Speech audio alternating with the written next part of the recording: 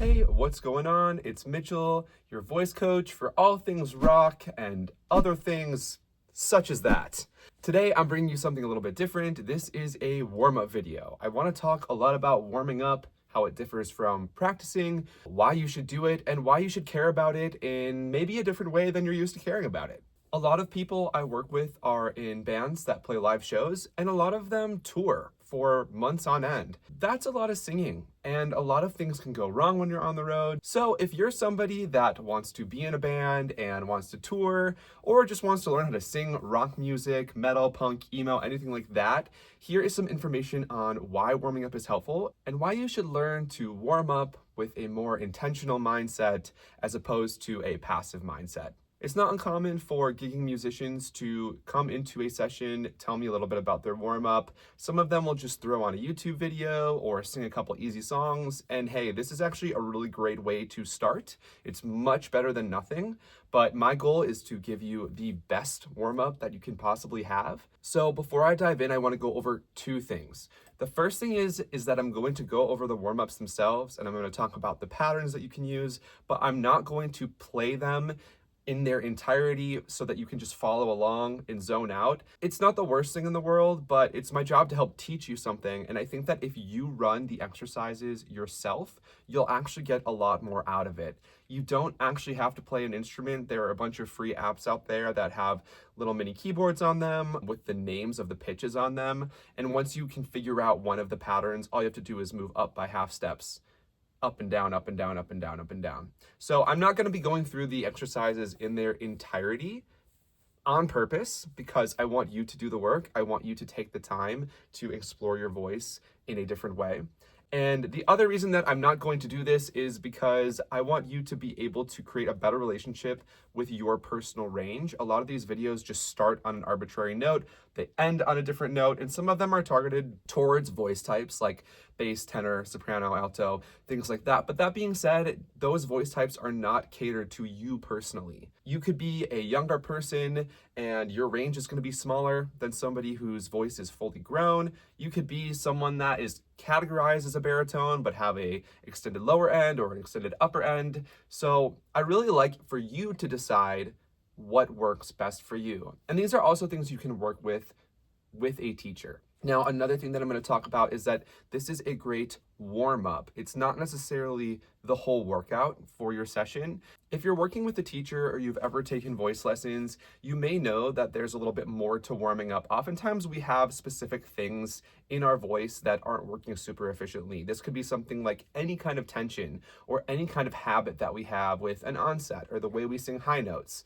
Those are things that we want to be mindful of while we're doing this, but they're also things that you can target outside of this. So even though I'm going to be giving you a warm-up template that's based off of scientific research and then also some of my personal favorite things to do, it's likely that you're actually going to want to add or subtract from this warm-up in time because this isn't a one-size-fits-all. The research on warming up is a little bit more general. These are good things for most people to do, but that doesn't mean that they are the best things for everybody to do. If you're growing your voice, there are definitely other things that you should be doing.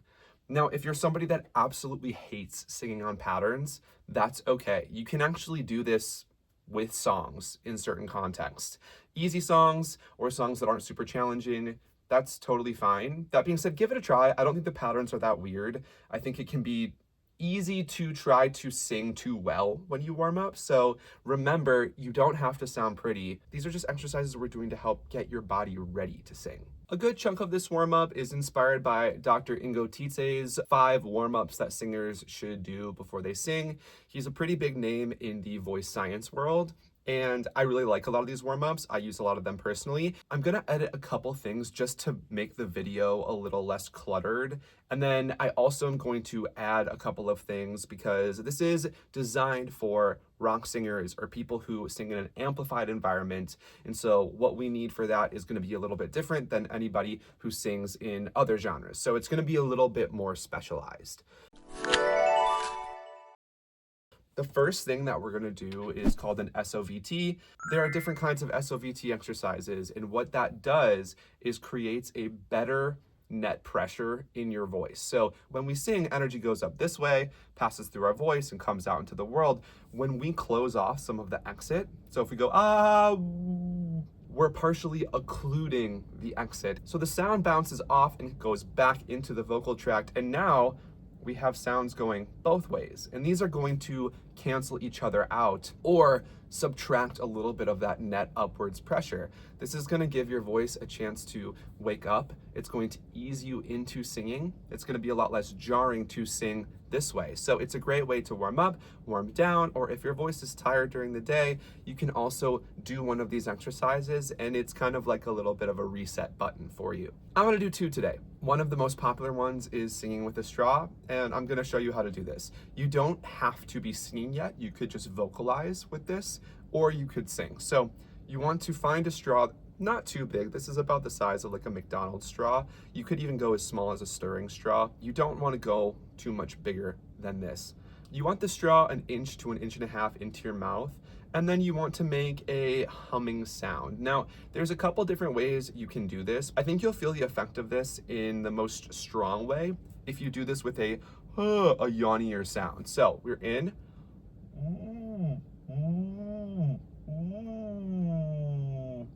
It's almost as if the sound is just living in your mouth. It's not really coming out a lot. A little bit's coming out from the straw. If you do this, your voice is going to crack a little bit more when you slide up and down, which is totally okay. I like doing it this way because it helps me know that it's working, but if that back pressure is too much, you can slide your yawny sound into a little bit more of a neutral sound.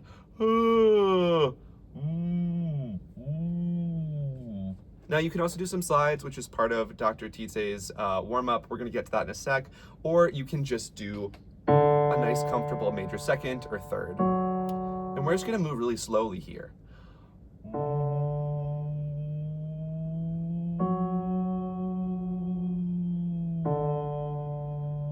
Remember, we don't need to sound good. We just want to feel good.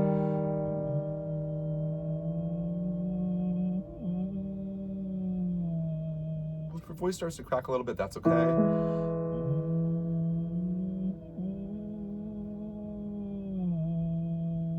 going to do it one more time.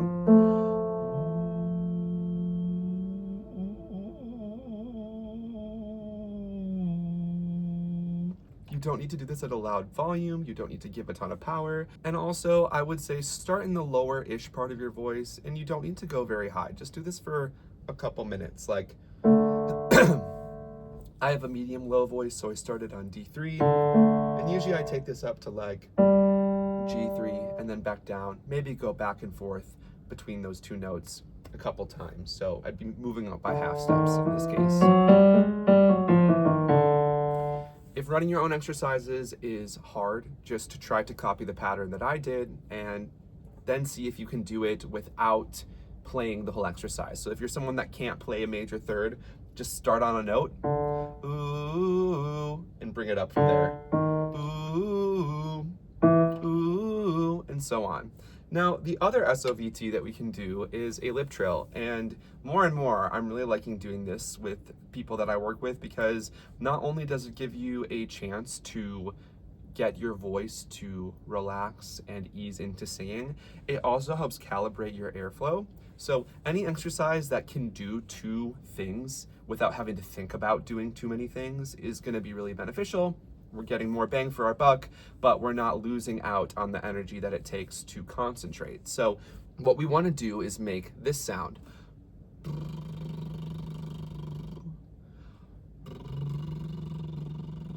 If this is hard to do, you can wet your lips a little bit. Or you can also use your fingers to help.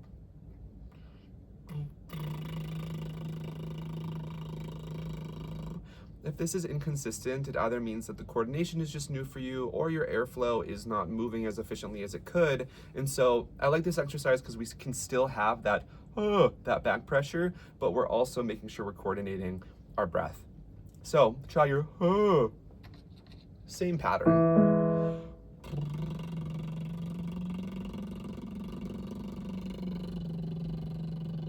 We're not hearing a lot of sound outside of my mouth, but I'm feeling a lot of energy inside of my body.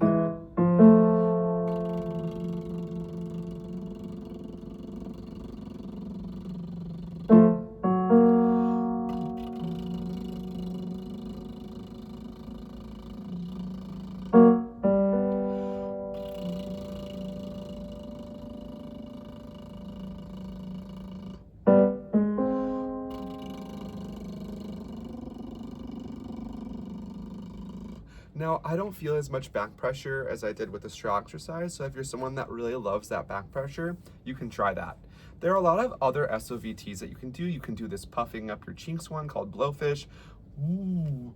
Or you could even sing into a cup with some cup phonation. You could sing with a straw into some water and blow bubbles while you sing. There's a million different ways to do it. As long as you spend a couple minutes on this first, you're on the right track.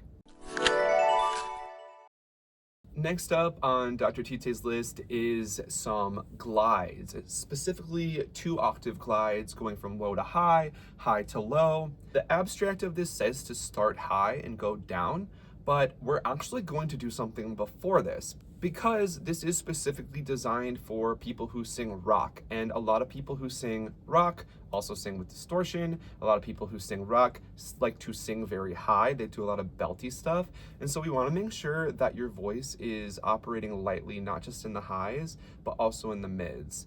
I work with a lot of people who have a hard time singing in their falsetto and they feel a lot of tension. So if we follow the abstract's directions and start high, but we already have tension in our highs, that is not going to set us up for a great singing session. So here's something I like to do in every single warm-up because I am going to be using the coordination from that falsetto sound in my mixed voice when I sing. We can do this on an NG sound or a GU.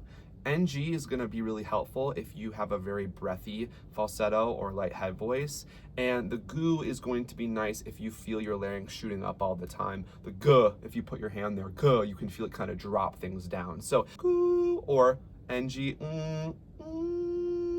are both viable ways to do this. I'm going to do this on NG because I think this is going to be the most applicable to people that have lots of tension or have a hard time getting their voice to close all the way and are having a very breathy sound. Start in the middle of your falsetto range, not very high. And we're just gonna do some really gentle glides. Again, we're doing something similar to what Dr. Tite's exercise is telling us to do. We're just refining the thin falsetto head voicey part before we use our entire voice. So we'll do NG on an U shape.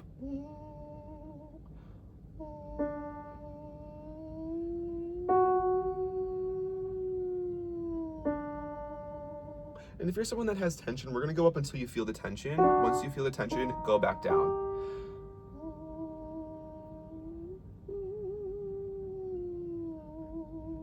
It's okay if it doesn't sound good. It's not supposed to sound, oh, it's not supposed to sound strong. I don't care if you have a strong falsetto. Keep this one small and weak, okay?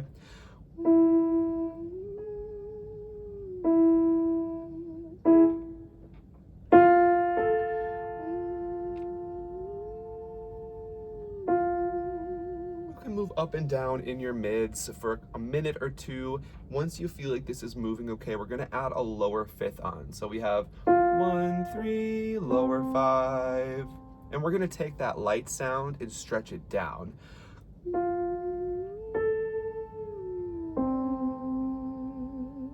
This is not a place we would ever really use falsetto, and that's why we're taking time to warm up here.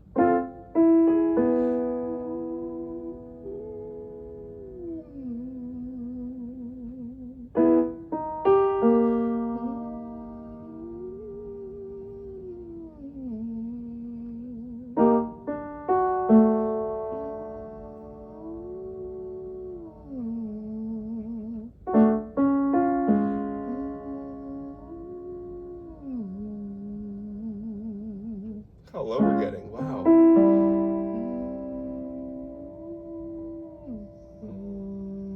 Now my voice is bottoming out, so I would just live here for a sec. Go up a few steps. Sing this one, sing this one, sing this one, sing this one, sing this one, sing this one. And just do that for an extra minute or so.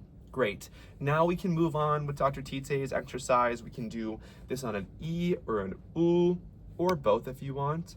We can start high. And 2 octaves is enough. You don't need to go through your entire range. There's no reward for hitting high notes here. There's no reward for hitting low notes here. We're just getting our voice moving and stretching and coordinating in a way that encompasses all of the areas of our voice that we're going to sing in. So just nice and slow. If your voice cracks, fine. If you're someone that doesn't have voice cracks, that's fine too. Doesn't really matter. My voice is pretty clunky, so you're gonna hear I crack a lot. Let's do E or oo?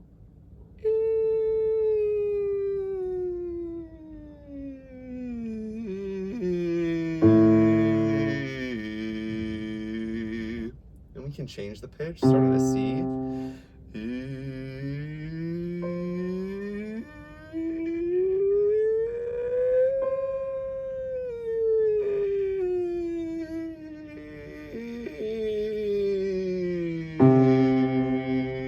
If you find that you're running out of breath, make sure you take a deep breath before. It doesn't have to go really low. It can go right into your sternum. You don't need to make room for the breath. If you feel like you're running out of breath, you can also go back to that NG sound that we did. That will help get rid of some of that breathiness. You won't be dumping as much air. So you want to do this for a couple minutes. You can go start on your lows.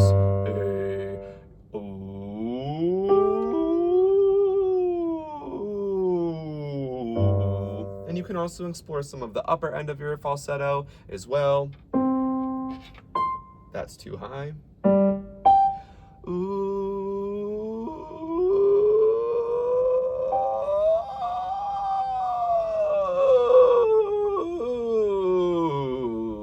Again, this doesn't need to sound pretty.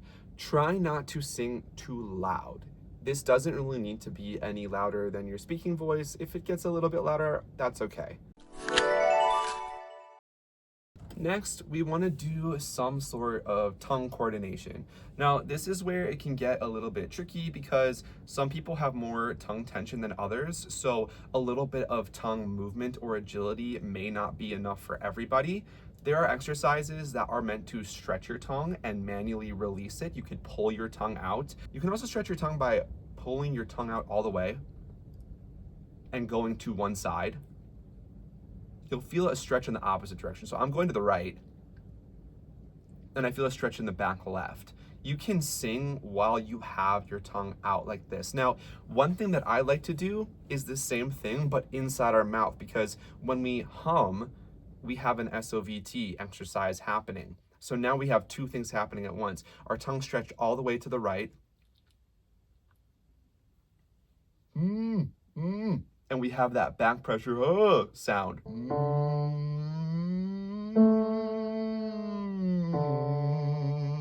If you have a very tight tongue, like I do, this is a great way to feel it stretch and try to get it to release a little bit. We're still gonna do the mobility exercise, but I think it's really important for people that have lots of tongue tension to be addressing that on a daily basis.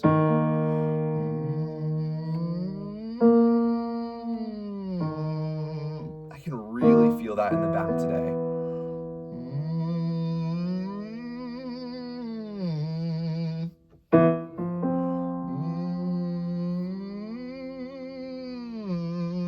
Do this for about a minute and then switch sides. So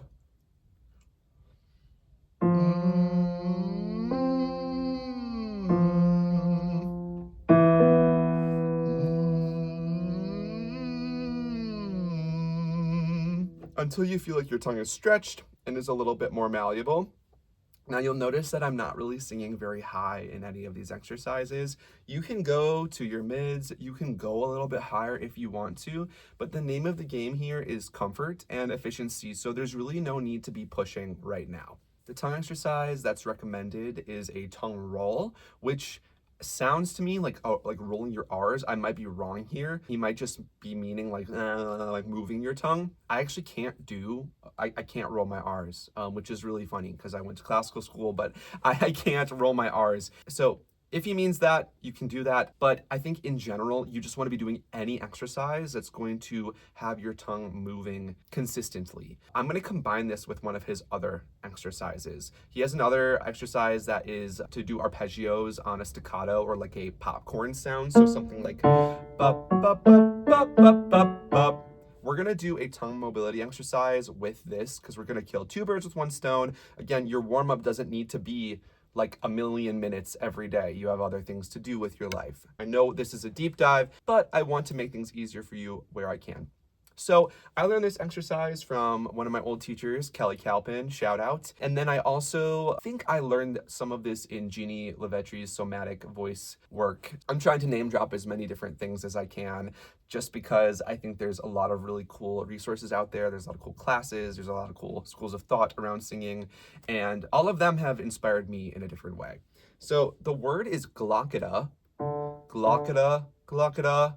If I let my jaw drop and I only say this with my tongue, glockada, glockada. Look at how much my tongue is moving. Glockada, glockada, glockada, glockada, glockada, glockada, glockada, glockada. This is a great way to create that mobility in your tongue. You could also do tongue twisters. That can really help as well. Glockada or glottica are two words that we can use, and we can arpeggiate these. 1, 3, 5, 1, or you could just do 1, 3, 5, 3, 1. Again, any pattern you want. If you want to sing this on Mary Had a Little Lamb, I don't care. Do what works for you. So we have glockada, glockada, glockada, glockada, glockada, glockada, glockada. Glockada, glockada, glockada, glockada, glockada, glockada, glockada. Glockada, glockada, glockada, glockada, glockada, glockada, glockada. If your voice starts to crack, that's okay. Glockada, glockada, glockada, glockada, glockada, glockada, glockada. Glockada, glockada, glockada, glockada, glockada, glockada, glockada. Remember, you don't need to sound good. You just need to move your tongue and not move your jaw. Glockada, glockada, glockada, glockada, glockada, glockada, glockada. Glockada, glockada, glockada, glockada, glockada, glockada, glockada. I'm letting my voice crack and be really mixy up there. Glockada, glockada, glockada, glockada, glockada, glockada, glockada. If your voice is feeling good here, you can start to try and smooth that out. Glockada, glockada, glockada, glockada, glockada, glockada, glockada. That's okay too. Glockada, glockada, glockada, glockada, glockada, glockada, glockada. Great. I like this exercise. I think it is a great way to get your tongue moving. But remember, if you have a lot of tongue tension or you want to try that tongue stretch, that's also something you can do before you do this as well. You can also stretch your tongue without singing. Like, you can just leave it out there to dry if you want to. All right, next up is what is known in the classical world as mezza di voce. I think an easier way to think about it is breathy to buzzy. Thank you to Matt Edwards for teaching me about breathy to buzzy. Matt Edwards works at Shenandoah University. He's a really, really, really awesome person to follow if you're a contemporary singer that wants science-based information. I know that seems like a no-brainer to people that love science, but if you're somebody that really likes to understand how and why we do things, I'd highly recommend checking him out. It's as easy as it sounds. We're gonna go from a breathy sound to a buzzy sound. A buzzy sound for me seems like a really nasty forward, yeah, like buzz, buzz, buzz, buzz. It's not basal in your nose. It's just, yummy, yummy. A breathy sound, you're gonna feel a little bit further back than this. I'm gonna move my finger with this. It doesn't mean that the sound is going forward and back. It's just from the breathiness to the buzziness. A breathy sound is a more relaxed position of your voice where it's not closing all the way and so air leaks out. This could happen for a couple reasons. Either there's too much tension and your voice is having a hard time closing, or this could just be that you're not giving enough energy into the sound. It's a little bit of a lazier way to sing. A buzzy sound is going to have nice and bright, tight closure. So we're just going to be going back and forth. This is going to help your voice get ready to mix. It's going to help your voice get ready to sing higher notes. It's just going to get all of the nooks and crannies between open and closed positions. You can do this one on an oo or a fa. I like to do fa, but I think in the text, Dr. Tite's text, I think it says a closed or under, like a vowel is something that they recommend doing. So see what works for you. I'm going to do it on fa. Fa.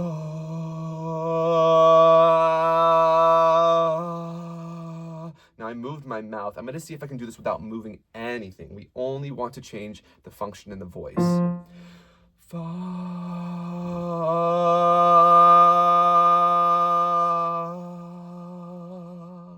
If this is hard for you, make sure to take a nice breath.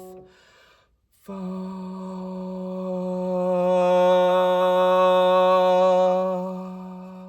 Now without moving my head, fa.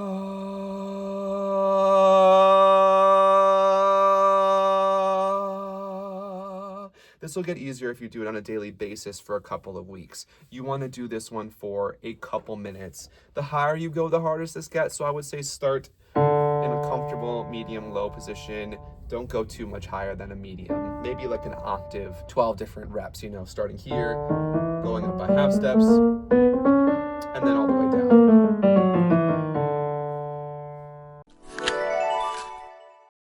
Up until this point, there really haven't been many rock and roll elements to the warm-up, but that's what these next two things are for. These are for people that use any kind of distortion, any kind of grip or rumbling in their voice, and this is essentially a chance to check in and make sure that the fundamental parts of those distortions are working efficiently. It doesn't matter if you know how to do something. Sometimes your body just wakes up and says, I don't want to do that today, and you have to really go through the basics again. This is really, really important if you're somebody that plays live shows in a loud environment, especially if you tour. This is going to differentiate from the way that drive distortion or like a melodic fry sound is going to work. So if you push too hard, you will definitely feel it on stage. So let's make sure that we get that calibrated. I'll go over the rumbly distortion next. If you like to use high and tight sounds that use your voice, for example, a Linkin Park kind of sound, then you want to make sure that you have the ingredients ready for this distortion. So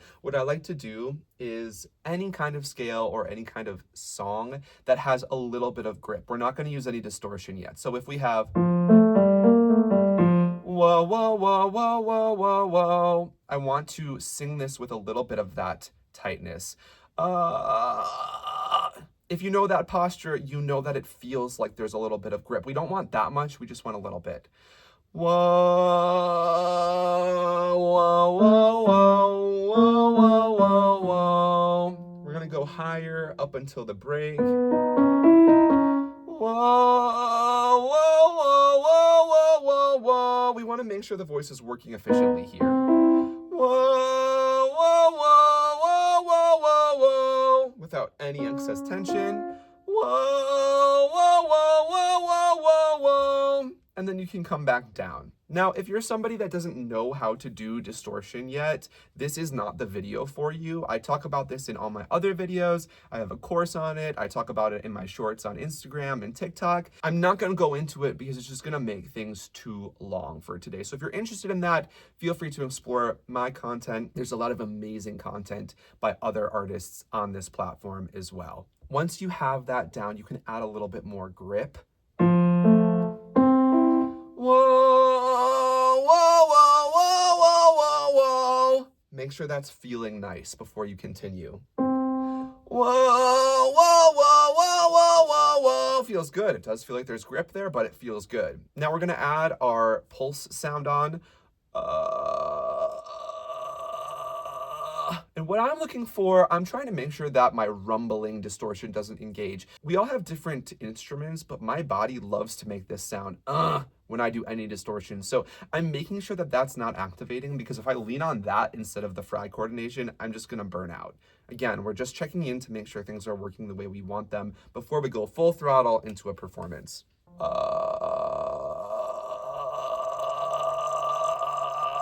Things feel like they're bubbling and I'm not feeling any rumbling, so let's slide this up. Whoa,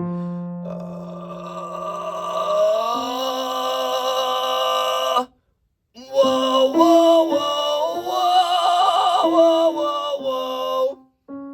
Whoa, whoa, whoa, whoa, whoa, whoa, whoa. Whoa, whoa, whoa, whoa, whoa, whoa, whoa. I feel like I can go in and out of the distortion. I can start clean and then turn it on. Whoa, whoa, whoa, whoa. That means I'm ready to sing this kind of distortion. If I'm not ready to sing this kind of distortion, or I'm tired and my voice is swollen, this is going to be a great way to know that. If you check in with your voice before you go on stage, you can make different choices. Your fans will forgive you for making different choices if it means that you're keeping yourself safe. If you need to lay off the distortion or the grip for tonight, or you need to be more intentional about where you're using it and where you're not using it, this and your sound check are what's going to tell you that. If you use rumbly distortions like or yeah, Then you want to check in with the rumbly part of your voice. This is often referred to as the false chord distortion. We know there's other tissues at play. It maybe shouldn't be called that. That's a different video. Let's just talk about our rumble. I like to tether this to a pitch. Fa.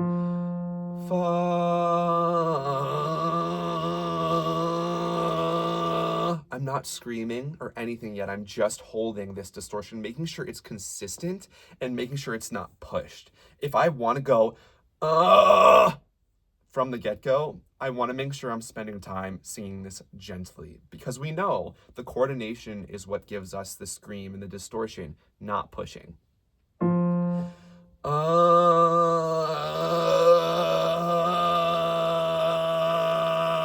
My challenge for you is to see how little of that rumble you can have while holding a note.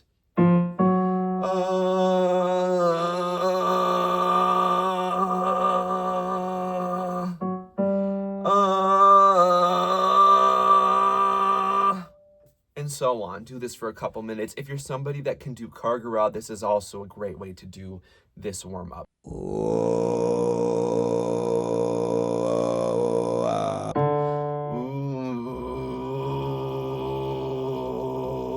But gentle.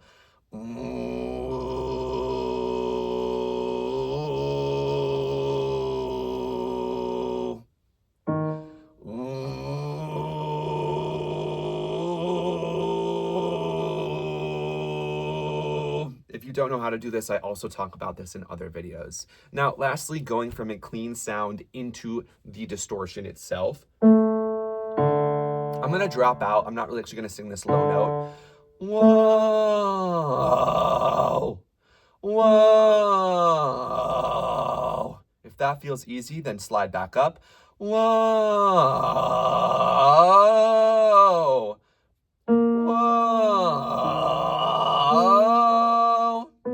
whoa. Just checking in to make sure we're not going, whoa. If we do that, we're going to be using too much force and you're much more likely to burn out.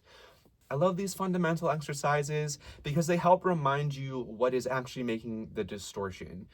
Aside from the emotion and the energy you're putting into the performance, it's important to go back to the basics because you're very likely going to overexert anyways. I'm not saying this because I don't believe in you as a singer. I'm saying this because of the Lombard effect. If you ever played in a band or sang in a choir, you understand the Lombard effect pretty well. The Lombard effect is something that takes place when you try to sing in a loud environment. If it's hard for you to hear yourself, you are naturally going to try to sing louder to be able to hear yourself better. This is not something that's easy to avoid. And so if you are a singer in a rock band where it is very loud on stage, you want to prepare for this. If you practice your songs at a medium volume and then go sing them on stage, the effort you give is going to be closer to a medium-high effort because it's already hard to hear yourself. If you plan ahead and you sing lighter in your warm-ups and you sing through your set lightly, then when the Lombard effect occurs, you'll be at that place you wanted to be in the first place. If this is something you really struggle with, make sure you get a pair of in-ear monitors. That will help a lot. Thank you guys so much for checking out this warm-up video. Feel free to use these exercises in a way that is fit for you. As you get better at this and as you grow in your voice journey, you may even learn that you like other exercises better, but now you understand why we're doing these ones. So hopefully any variations that you come up with for these exercises will still have the same benefits as I explained them to have. As always, there's gonna be other stuff in your personal journey that you should be working on, and the best way to figure out what you need to be working on is to work with a coach, so I highly recommend doing that. As always, let me know what you think of the video, let me know what your favorite warm-ups are, and I will be back with more content on how to sing like your favorite singers soon enough.